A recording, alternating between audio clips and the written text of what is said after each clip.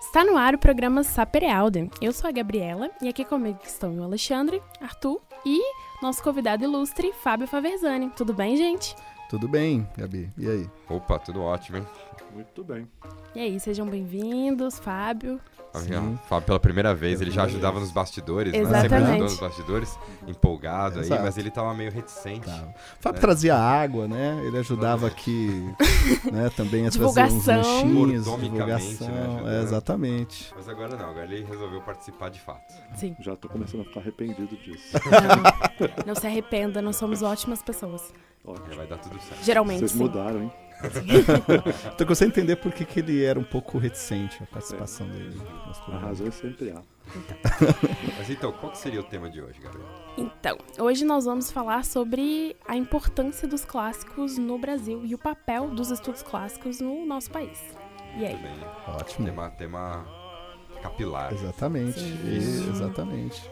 E propício, né? Já que semana passada, não foi? Uhum. Houve o 22º Congresso da SBEC, que é a Sociedade Brasileira de Estudos Clássicos, não é? Exatamente, estávamos todos lá. Juiz de fora. Sim. Exato. Foi um congresso muito importante, gente, porque nós, do Sapere-Aude, a gente apresentou o programa para os classicistas do Brasil.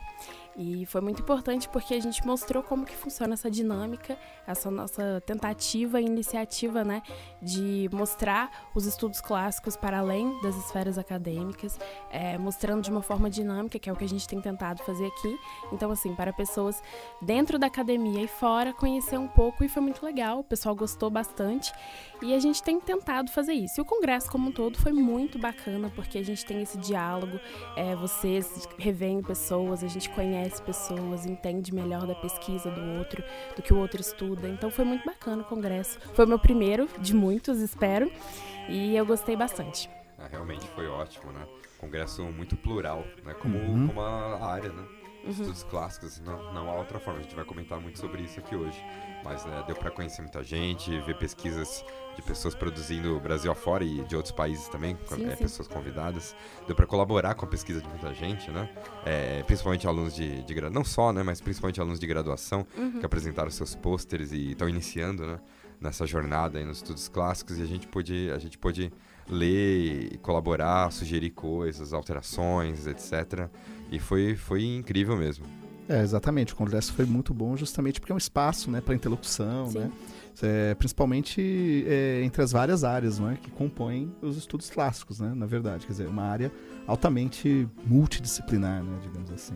Sim, eu acho que é uma das primeiras coisas que a gente pode começar falando quando a gente diz estudos clássicos, o que nós estudamos, essa interdisciplinaridade, multidisciplinaridade.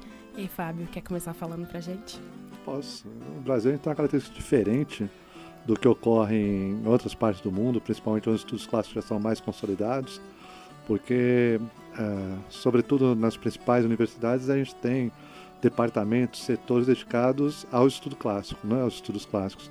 Aqui no Brasil ocorre de uma forma diferente, né? Os estudos clássicos estão dispersos entre departamentos de História, departamento de Filosofia, departamento de Letras, institutos de Arqueologia, né?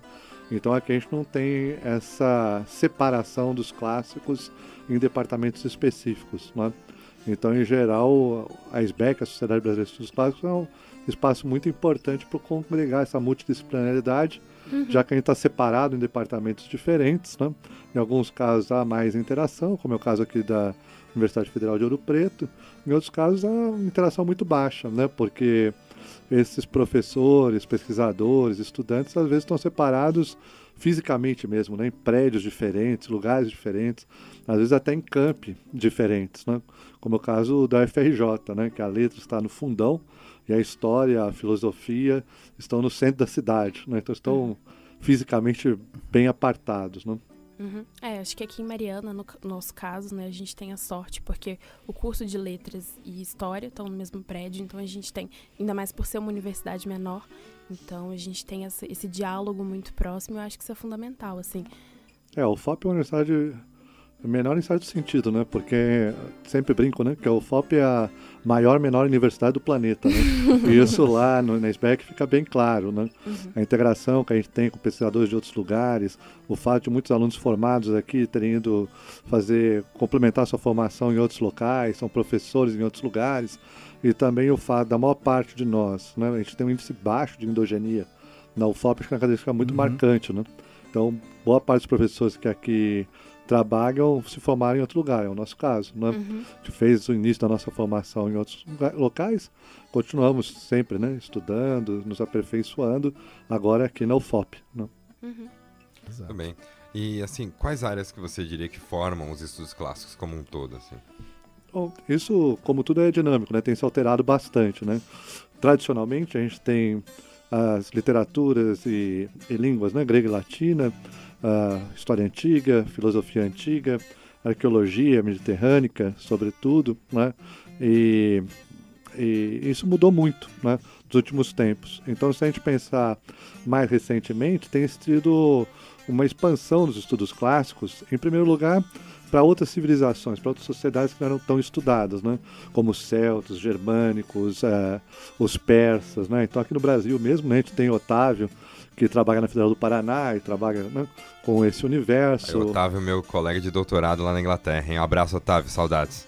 Isso, saudades.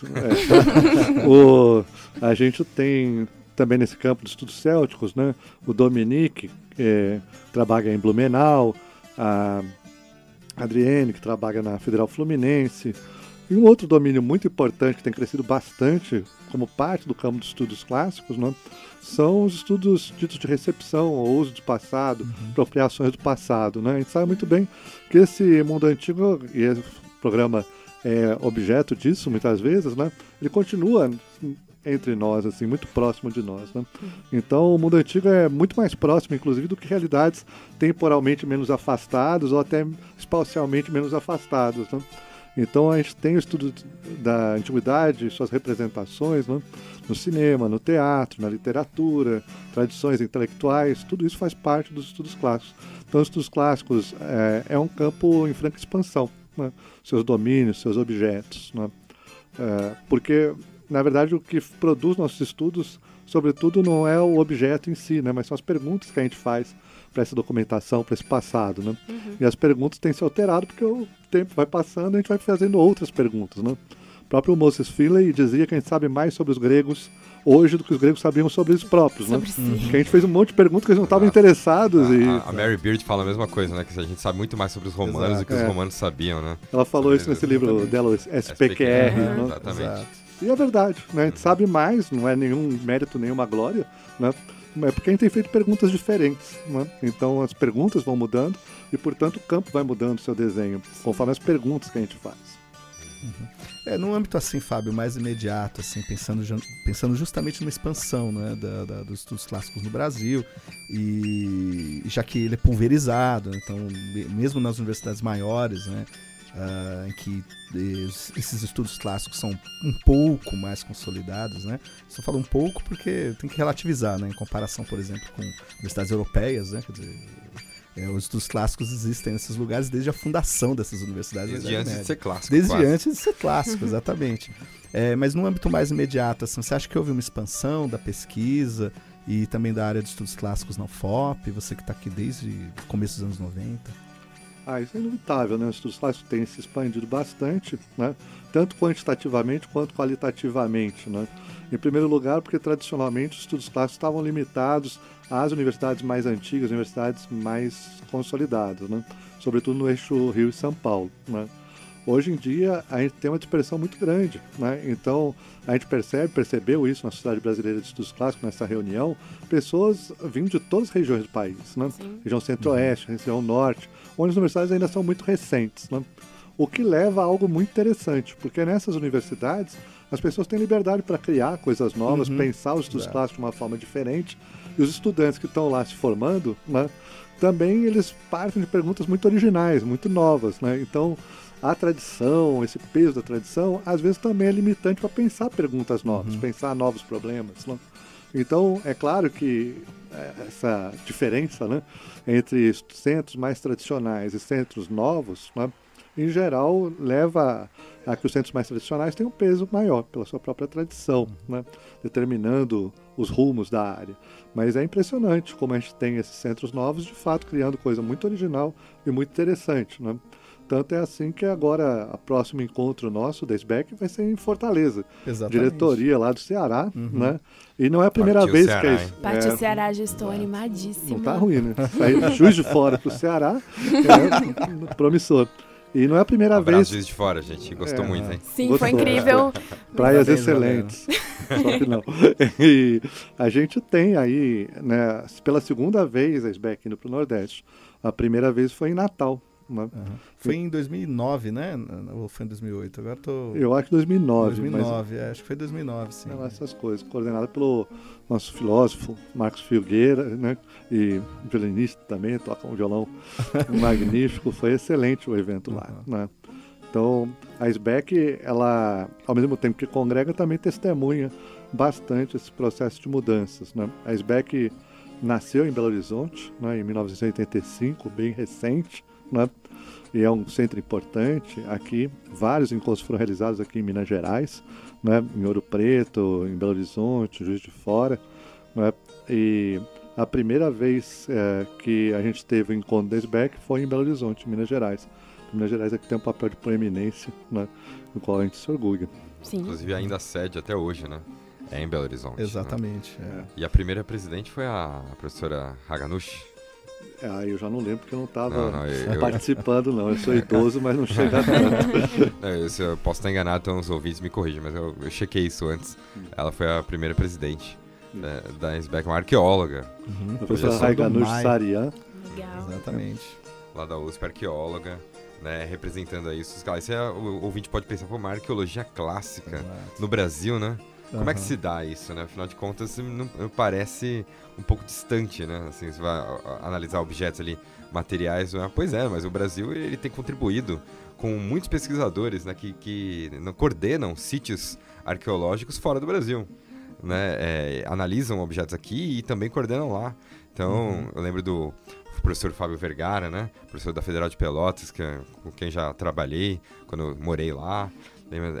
Outros pesquisadores, né? Gilberto Francisco acabou de liderar uma missão de escavação. Exatamente. Ele é membro da escola francesa. Isso. Professor da Unifesp, né? Exato. Então, pesquisador de primeiríssima linha, né? E o Funari também. Né? O Funari, exatamente. O professor Pedro Paulo Funari, da Unicamp. Os professores do MAI também, né? Maria Beatriz Florenzano, né? Maria Isabel D'Agostino Fleming, Elaine, né? São professores que têm um papel muito importante, reconhecido internacionalmente nesse campo, né? Coordenam laboratórios importantes, né? O LARP, o Laboratório de Arqueologia Romana Provincial, o LABECA, né? Sobre a cidade antiga. Então, tem laboratórios importantes de estudo de arqueologia no Brasil, sem dúvida, né? E é importante também, talvez, ressaltar que essa área, esse domínio da arqueologia, do estudo da cultura material, teve uma importância capital na formação do Estado Nacional Brasileiro, né? A partir da formação do museu, que tinha como um dos elementos-chave essa tradição clássica, né? Por causa das relações da corte brasileira, né, com cortes europeias, foi possível trazer para o Brasil um acervo muito importante, né? Que foi estudado largamente e que esteve sob guarda da Universidade Federal do Rio de Janeiro até o incêndio. Exato, né? Museu Nacional, Museu né? Nacional. Um óbito do Museu Nacional. Exato. Assim, parcial, porque algumas coisas estão sendo recuperadas e essa tradição, né, larga de conexão do Brasil com uma tradição clássica, né, é super importante. Vocês mesmos comentaram aqui sobre a bandeira de Minas Gerais, né? Então, sucesso. Apesar dos estudos clássicos academicamente serem mais recentes, né, como organização científica, através da SBEC, a preocupação com os estudos clássicos, essa tradição clássica, forjou as várias identidades que conformam o Brasil, né? Então, ter estudos dedicados a isso é fundamental, não só para pensar essa antiguidade, mas pensar o Brasil mesmo e a formação nacional. Exato. Se pensar essa literatura brasileira anterior ao romantismo, ela é fundamentalmente pautada justamente na emulação dessa tradição, né? Em vários níveis, vários gêneros, né? Toda essa influência clássica. E mesmo o romantismo, né? Já que eles se propõem a quebrar alguma coisa, eles precisam entender muito bem o que eles estão tentando quebrar, né? Assim. E ainda que alguns autores ainda fiquem meio em cima do muro, né? Assim. Então, essa presença, né? Como o Fábio falou, assim, que é constante, ela é constante não só hoje, mas ela sempre foi constante, né? É uma presença que está sempre conosco mesmo. Por isso que é fundamental você ter os estudos clássicos pagados pelas várias universidades, pelos vários departamentos, porque além de eles servirem, né, ao estudo desse objeto específico, eles também são muito úteis para pensar outros objetos que vieram a posteriori, em outras temporalidades, e tomaram a antiguidade como uma referência, que é positiva, que é negativa, contrapontos, etc. Então, os vários mentores das tradições intelectuais que sucederam a antiguidade leram os clássicos, né? Eles estudaram os clássicos. Se você não estudar e não tiver-los claramente como referência, certamente vai fazer uma leitura mais superficial.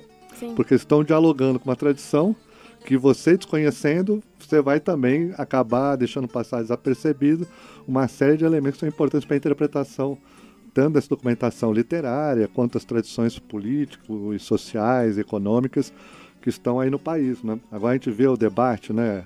Essa querela, né, entre os Estados Unidos e a China, né?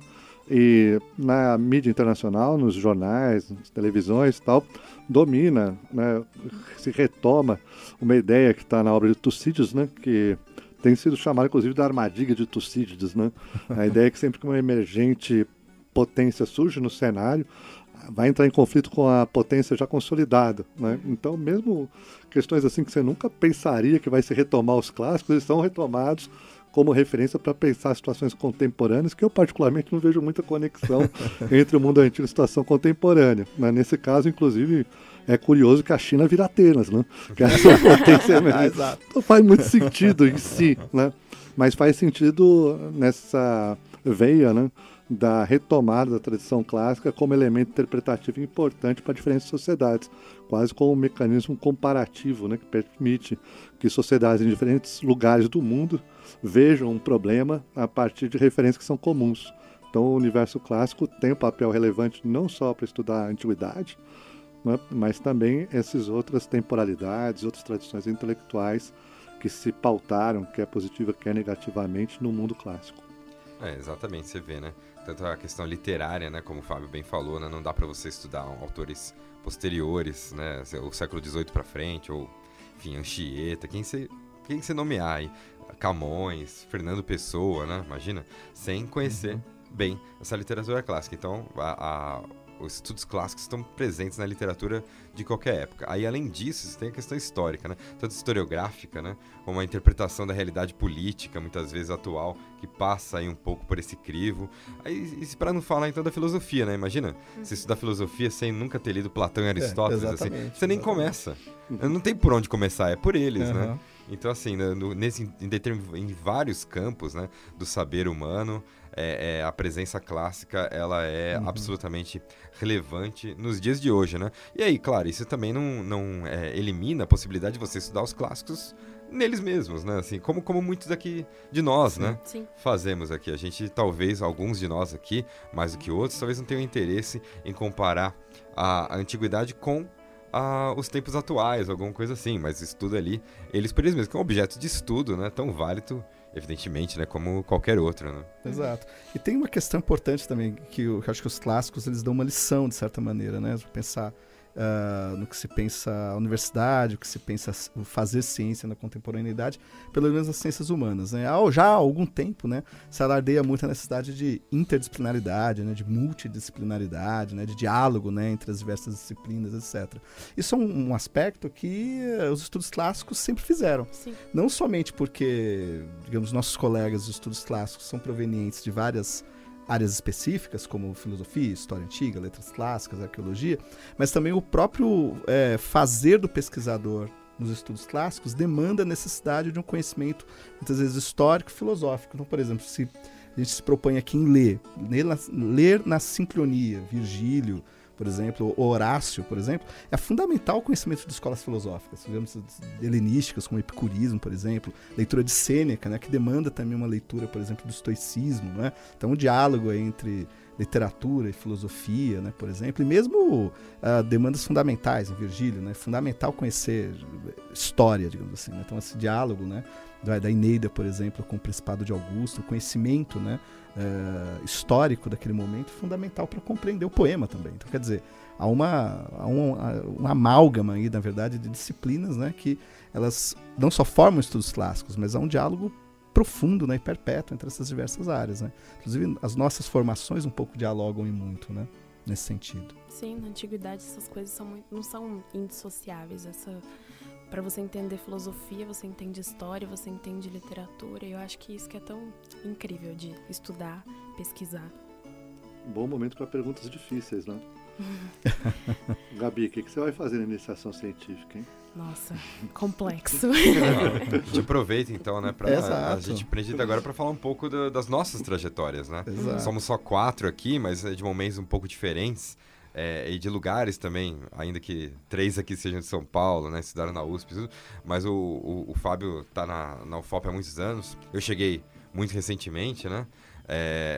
O Alexandre está um pouco mais de tempo aqui, pouco não, né? 10 anos aqui na UFOP. Enfim, a Gabi é aluna de graduação, entrou faz pouco tempo, né? E começou agora a pesquisar. Então, acho que esse momento é legal para a gente falar um pouco dos nossos interesses, nossas pesquisas e desses diversos caminhos que levam aos estudos clássicos, né? Então, Gabi, repito aí a pergunta do Fábio, né? Sim. O que você vai estudar, Gabi? Então, complexo. Não, então, como vocês sabem, eu sou aluna da graduação aqui da UFOP, eu faço letras, mas assim, uma coisa que me chamou muita atenção e que eu sempre gostei dos estudos clássicos desde o início foi justamente essa interdisciplinaridade, eu poder estudar as línguas, eu poder estudar a literatura, eu entender a história e principalmente a filosofia. E desde que eu estava no primeiro período que eu tive esse contato mais de perto com as obras, foi o que me encantou e eu falei, é isso. E aí estou aqui, indo para a filosofia. Então eu estou montando meu projeto, né, de iniciação científica e assim, pretendo estudar justamente nessa interdisciplinaridade. O conceito de justiça é estabelecido na República de Platão e como que ele é transmitido no De Officis do Cícero. Então assim, são 2 contextos políticos, sociais distintos, antigos, né, no caso Roma e a Grécia. Mas estou indo nesse caminho tanto da filosofia, mas essa aproximação histórica e também literária, assim, né? Entender como que esse conceito filosófico é estabelecido nos gêneros distintos, no caso, diálogo e uma carta. É mais ou menos isso. Estou trabalhando nesse projeto ainda, mas espero dar bons frutos. Muito legal.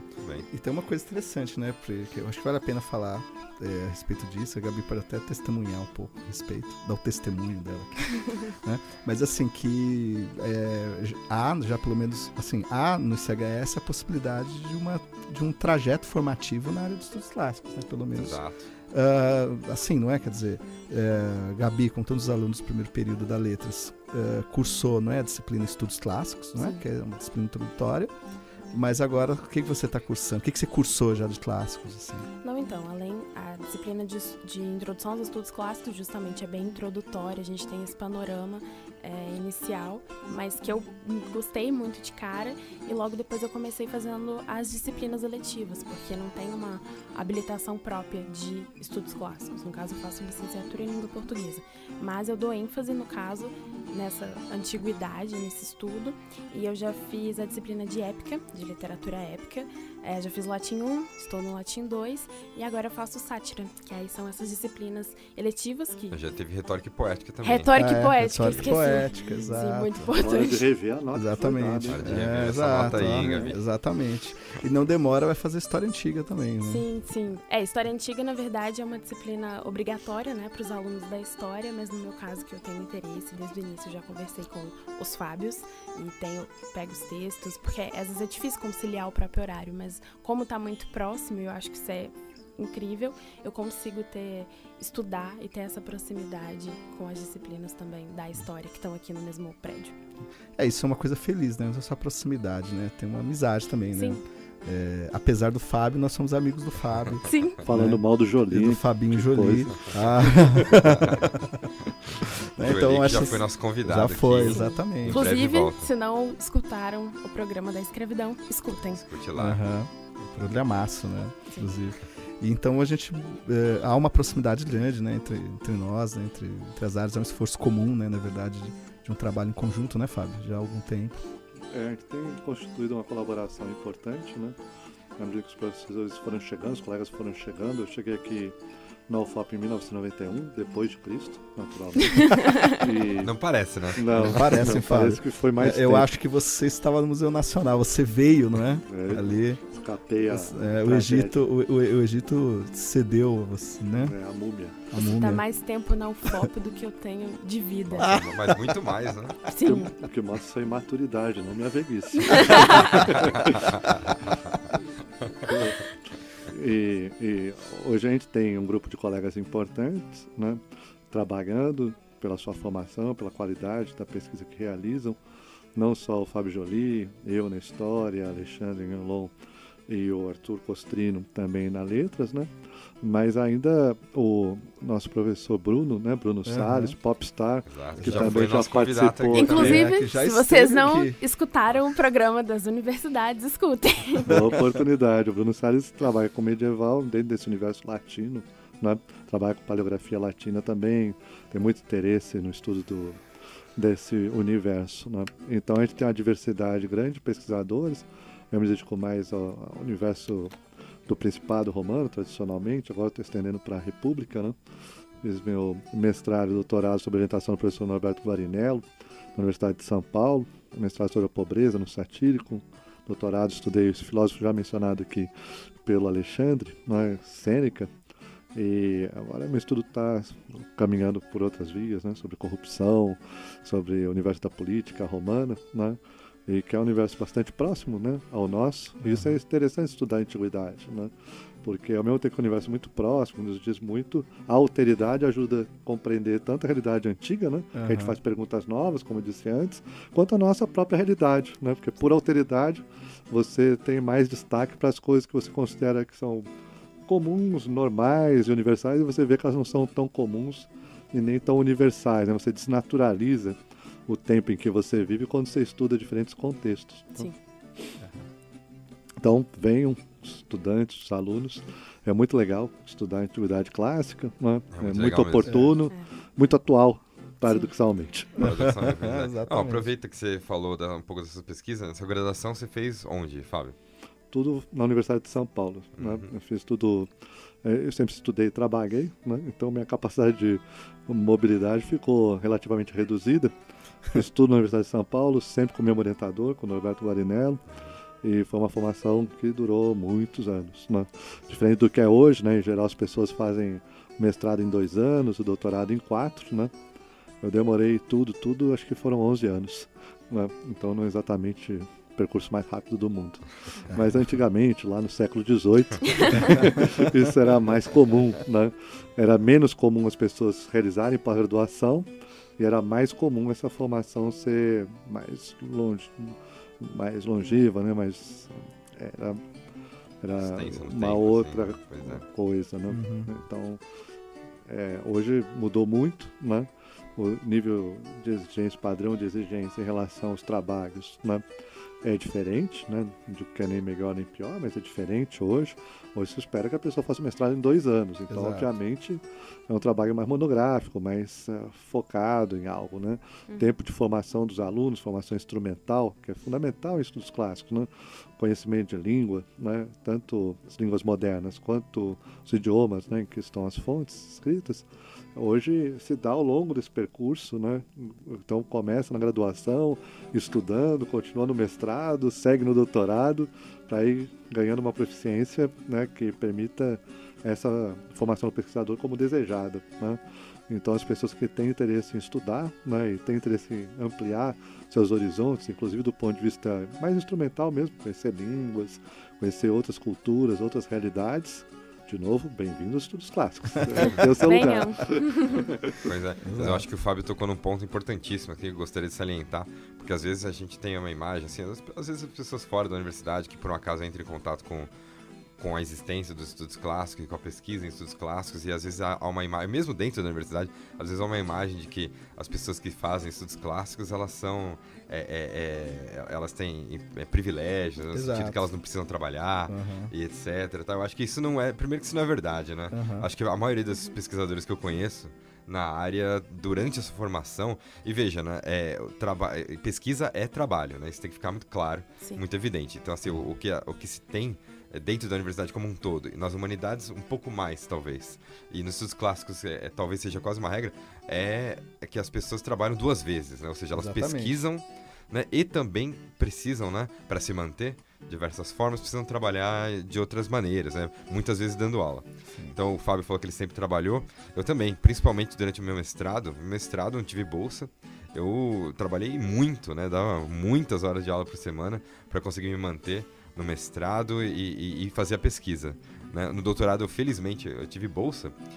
Mas também, durante o doutorado, eu dei aula de latim, dei aula de português para estrangeiros, lá na universidade, em 2 universidades diferentes, né? Na que eu estudei, eu dava aula de latim, e numa universidade vizinha, numa cidade vizinha, dava aula de português, né? Então, eu acho que a realidade, ela não é tão fácil como se imagina, né? De que as pessoas são privilegiadas, assim, a gente pode estudar porque a gente gosta. Não, a gente gosta mesmo, e a gente se esforça porque a gente gosta. Exatamente. Eu sou uma experiência, bem, parece testemunho, né? Mas é um pouco mesmo, né? Um pouco estudar estudos clássicos, né? Muitas vezes, porque há de fato um ranço, né? Um ranço, né? Que associa, né? O estudo do grego, do latim, dessa tradição às elites, né? Então, muitas vezes a gente recebe a pecha, na verdade, de ser membro, né? Sermos membros dessas elites, ou mesmo, enfim, como o Arthur falou bem, né? A gente não precisa trabalhar, né? A gente estuda muitas vezes por diletantismo. Primeiro que não é diletantismo, né? É pesquisa, é trabalho, né? E a gente trabalha duplamente, como o Arthur falou, né? Eu mesmo também, no mestrado, sempre fui professor, inclusive vai fazer 20 anos que eu dou aula, né? Esse professor na escola, faz tempo, mesmo, né? Tá louco. Não, eu comecei a dar aula na graduação, logo no meu 2º ano de graduação. Comecei a dar aula no ensino médio, e justamente para me manter, né? Depois, cursinho, mesmo fazendo mestrado, assumi cargos na universidade privada, né, em São Paulo, paralelamente ao meu mestrado, né? Houve o tempo em que eu fui professor substituto na USP por 2 anos, né, na área de língua e literatura latina, cujo salário era irrisório, né? Eu me lembro nitidamente que eu recebia R$450 por uma vaga de regime parcial graduado. Você vivia parcialmente. Eu vivia parcialmente, exato, é fato. E no doutorado, pelo menos no doutorado, no período do meu doutorado, eu já estava na UFOP, né? Eu entrei na UFOP mestre, né? Eu era um garoto, assim, 28 anos na UFOP. Continuo, então, eu fiz todo o doutorado aqui, mas sempre trabalhando, né? Isso que você falou é importante, assim, pôr em cena, né? A gente trabalha duplamente. Sim. E a gente gosta de estudar também, né? Acho que tem uma coisa dos estudos clássicos, exatamente essa exigência, as pessoas têm que ter clareza disso, quanto a uma disciplina de estudos e uma regularidade de estudos, né? Exato. Exatamente porque a gente trabalha com tradições muito longas, então é preciso ler muito, é preciso estudar muito. Sim. E essa tradição intelectual foi produzida em diferentes idiomas. Então é preciso estudar línguas também, né? É impossível não só fazer... latim e grego, né? Não só latim e grego. Exatamente. É preciso estudar muito, né? Então quem tem ilusão assim, eu quero fazer um negócio que é fácil, daí já vou mudar a ideia. Estudos clássicos não é seu lugar. Não quero é fazer fácil. Um negócio facinho. Não é seu lugar mais, não. Vai lá fazer cálculo 1. Não sei qual que é o lugar, mas não são os estudos clássicos. Os clássicos dependem de erudição, depende de uma interlocução internacional muito forte, né? Todos nós, né, na nossa trajetória de pesquisa, desenvolvemos essa interlocução com diferentes colegas de diferentes países, né? A SBEC mesmo, agora na semana passada, né? Tinha colegas de diferentes países lá frequentando, e as pessoas que estavam lá tiveram interlocução com pessoas de outros países também para apresentar suas pesquisas. Então é uma área muito internacionalizada e que exige muita erudição, né? Então isso é uma característica que talvez leve a essa pecha, né? De que vamos dizer assim, que o custo de formação de um pesquisador de estudos clássicos seja muito elevado e, portanto, só estaria aberto a pessoas que têm patrimônio, que têm... A primeira parte é verdade, a segunda não é verdade. Eu acho que aqui somos 3 testemunhas disso, né? A Gabriela também, né? Ela desde o início tem trabalhado como monitora, né? Sim. De disciplinas de estudos clássicos, né? Também de literatura brasileira, tal, enfim. Então, desde o início também tem trabalhado aí. Sim. Não é só E ainda que fosse, né, só ficar estudando não seria nenhum privilégio. Mas no nem caso nada. dela é trabalho ou escravidão? Um pouco dos dois, né? Talvez eu seja um pouco escravizada aqui. Assim, talvez. Na verdade, desde do meu segundo período eu já trabalhei como monitora. Fui monitora um período voluntária, um período bolsista, agora eu sou tutora de literatura brasileira, que também, como a gente já falou, tem total essa influência clássica. Então, assim, não é fácil pra ninguém, mas a gente se esforça porque a gente gosta e é por isso que a gente tá aqui, né? Exatamente. Exato. Aproveitando já que você tá falando de gostar, né? Assim, a Gabi falou o que ela vai pesquisar, o Fabrizani falou um pouco sobre o que ele pesquisa, e você, Alexandre?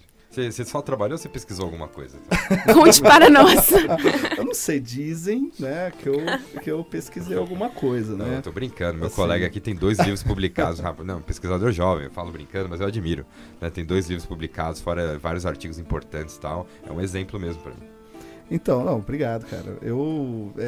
Então, na verdade, eu entrei na USP, né, em letras, isso faz já muito tempo, 1999. Eu tava Esse ano nascendo. faz 20 anos. 20 anos, né, desse início, né, na USP. E lá é interessante, eu tive um caminho um pouco parecido com a da Gabriela, quer dizer, que ela deixou bem claro na fala dela que a disciplina de estudos clássicos, ainda que introdutória, foi ela que abriu as portas, né, para que ela, digamos assim, passasse a ter esse desejo, né, por estudar as clássicas, etc. Isso aconteceu também comigo, quer dizer, na USP, a introdução aos estudos clássicos, né, 1 e 2, né, inclusive, que é no básico, isso foi algo que me deixou absolutamente extasiado, me apaixonei pela área. E no final desse primeiro ano eu não tive dúvidas, né, de ir para as clássicas, né? Então eu cursei Língua e Literatura Latina, fiz também Iniciação Científica, também como a Gabriela está fazendo agora, fiz com o João Ângelo Oliva Neto, né, querido João Ângelo, grande abraço para o João, sempre muito querido, e foi como o Fábio, com relação ao Norberto, foi uma trajetória longa, né, de orientação com o João Ângelo, né? Então fiz um mestrado com o João também, estudei Marcial, especificamente epigramas misóginos, que eu traduzi, anotei, e também fiz um estudo retórico-poético em que rastrei a ideia do vitupério, e depois o doutorado também com o João Ângelo, em que eu estudei também Marcial, mas uma especificidade, né, dos epigramas marciálicos, né, que particularmente aqueles epigramas ligados ao festival da Saturnália, né, uma festa dedicada a Saturno. Tipo um carnavalzão romano, né? Mais ou menos, é bem... Opa. Eu acho que até mais assim picante. Né? Ui, aí sim, hein? Mas enfim, foi também um trabalho, evidentemente, muito prazeroso, né? Essa foi a minha trajetória, né? Falar de Saturno e picante pode dar problema, o pai dele fica... Pode, exato. Era isso, assim. E tem o Arthur, né? Nosso amigo há muito tempo já, a gente se conhece há muito tempo, né? Muito tempo, E a gente se conheceu nem por causa das clássicas, né? Pois é, foi por outro mais ou motivo. menos, né? Assim, a gente tava num jantar, né? Eu acho que foi. E a gente conheceu por causa de Star Trek, né? Exatamente. Foi, exatamente. A gente ficou horas conversando sobre Star Trek. Depois que a gente foi ver, né? Nosso interesse comum também. Exato. Pelos estudos clássicos, né? Mas eu também estudei na USP. Entrei em 2003, lá na graduação, também como o Alexandre, como a Gabriela. Primeira disciplina de introdução aos estudos clássicos, né? Que eu tive com o Marcos Martinho. Abraço, Marcos. Grande Marcão. Né? Espero que ouça e vai ouvir esse programa. Escute, Marcos. Não, vai ouvir, Ele vai ouvir. E depois fui fazer iniciação científica com o Marcos, né? Sobre retórica. Mas, assim, sobre progimnásmata, né? Ou seja, exercícios que se faziam durante a educação romana, né? Traduzi um texto do Suetônio sobre isso, né? Sobre os retores, né? Os professores de retórica. Depois do mestrado, fui fazer mestrado com o Marcos também sobre retórica. Traduzi o Sêneca o Velho, né? As suas horas ainda nesse tema desses exercícios romanos. E aí no doutorado eu mudei consideravelmente. Ainda que eu tenha permanecido um pouco dentro da retórica, mas eu mudei consideravelmente, inclusive de país, né? Eu fui fazer doutorado na Universidade de York, né, num departamento que não era nem clássicos, né, era o departamento de estudos medievais, né, e aí eu estudei um pouco essa transmissão dos conceitos retóricos, né, lá de Cícero, né, lá de Roma, até a corte do Carlos Magno, né, do Império Carolíngio, um autor especificamente chamado Alcuino, que era um cara bem importante na época, que hoje ninguém Ninguém nunca ouviu falar. Mas e eu eu trabalhei com paleografia, né? Edição de texto. Então foi muito produtivo, né? Nesse sentido, né? Que eu pude aprender coisas que aqui no Brasil ainda estão incipientes, né? E que agora eu voltei também para uns motivos para tentar fomentar um pouco esses estudos, né? Então, assim, são trajetórias relativamente diferentes aqui, mas que convergem, né?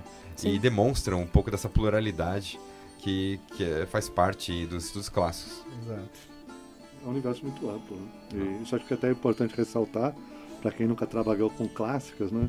Pergunta que sempre fazem pra gente, né? Mas vocês não devem ter muita coisa para estudar, porque sobrou pouca coisa, Exato. quem dera, né? Mas tem a coisa que não tem nem tradução para língua nenhuma, né? E ainda muita documentação que demanda, né? Estudo, principalmente aqui no Brasil, né? Então é impressionante, como o Alcuino, por exemplo, né? O Arthur é um especialista, né? E é o maior especialista, sem dúvida nenhuma, em Alcuino no Brasil. E o menor também. É a única pessoa... O maior e menos relevante. Que estuda Alcuino, né? Então, há um universo muito amplo, né? Muitas opções para o estudo, né? Para quem quer se iniciar na área, né? Uma das dificuldades, certamente, vai ser construir essa opção inicial, né? Porque o universo é bastante amplo, né? Tem esses autores mais consagrados, mais conhecidos, né? O Gabi citou, né, Platão e Cícero, que apesar de terem sido muito estudados, sempre podem ser vistos sob uma nunca nova é suficiente, nunca é suficiente. Como ela está impondo agora um olhar novo sobre esses autores, né? E há autores que ainda não foram tão estudados e que merecem ser estudados porque acabaram por ensejar certas tradições que a gente conhece mal. Então, acho que deu para dar uma ideia, né, mais ou menos, do que são os estudos clássicos. Sim. No Brasil, da importância deles, da presença deles, da SBEC, né, da Sociedade Brasileira de Estudos Clássicos, que é uma organização muito legal, recomendo a visita ao site. Eles têm uma revista, né, também. www.classica.org.br. Exatamente. A revista é a Clássica. Exatamente, tem uns artigos, tem até um artigo meu lá. Mas apesar disso, ela é muito boa. Apesar disso, ela é muito boa. Exclui o meu e... Todo mundo tem maus momentos, a Clássica. Mas eu acho que dá pra filtrar, né? Dá, felizmente. Você não precisa ler tudo, né? Tá. Então, gente, aproveitando nessa divulgação não só da revista, mas também esse diálogo e essa interação, vocês sabem que estamos aí nas redes sociais, no Facebook, no Instagram. Então, se vocês tiverem mais interesse, dúvidas, perguntas, contactem a nós. E também no YouTube agora. Sim, aí outra novidade, né? Além do Spotify, que estamos no Spotify, nos escutem, também estamos no YouTube, então assim, tentando cada vez mais estar aí acessíveis para vocês. É isso, gente. Tanto no Spotify quanto no YouTube é possível assinar, né, para não perder os episódios. Então vai lá, não percam. Segue, vem com a gente. Assina o canal. Assina o canal, curte, compartilha. Dá joinha. Sim, ativa o sininho. Exatamente. Vem pro Sapere, você também vem. Não, eu tinha feito... Alheia, né? Sim, vergonha alheia. Eu fiz uma... Só pra ficar claro, foi o Alexandre. Sim, não tem roteiro. Foi, não tem roteiro, talvez eu corte isso na edição. Ou não, eu posso deixar você passar vergonha. Isso, né? Não, eu tenho uma logo melhor. Sapere Aude, a antiguidade como você nunca ouviu. Uau, nossa, hein? Ficou bom, hein? Nossa, até tremi aqui. Exatamente. Tá bom.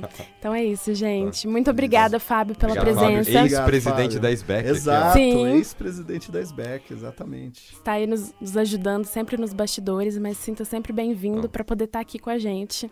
Exatamente. Tá. Logo você volta agora para falar de corrupção também. Sim. Exatamente. Daqui 5 anos eu volto. Então, tchau, galera. Foi um prazer. Obrigado. Tchau, gente. Até mais. E a gente agradece novamente o apoio aí do Pós-Letras, do Leiro FOP, também da Rádio Plural, do Laboratório de Jornalismo do ICSA. Tchau, gente. Até a próxima. Tchau, gente. Obrigada. Até mais. Tchau.